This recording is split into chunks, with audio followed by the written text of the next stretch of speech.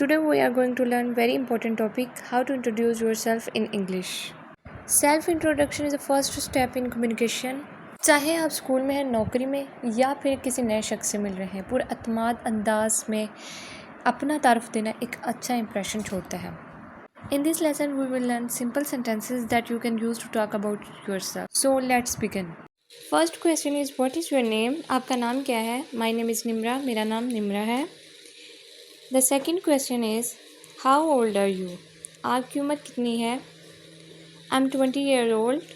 میری عمر 20 سال ہے. Third question is where do you live? آپ کہاں رہتی ہیں؟ I live in Lahore Pakistan. میں لاہور پاکستان میں رہتی ہوں. Question number 4 ہے what do you do? آپ کیا کرتی ہیں؟ I'm a student. میں طالبہ ہوں. Number 5 question ہے ہمارے پاس جی. What are your hobbies? آپ کے مشغلے کیا ہیں؟ I like reading books and watching movies. مجھے کتابیں پڑھنا اور فلمیں دیکھنا پسند ہے. Number 6 what are your strengths? آپ کی خوبیاں کیا ہیں؟ I'm a hard working and a quick learner. میں محنتی ہوں اور جلد سیکھنے والی ہوں. Number 7 what is your goal?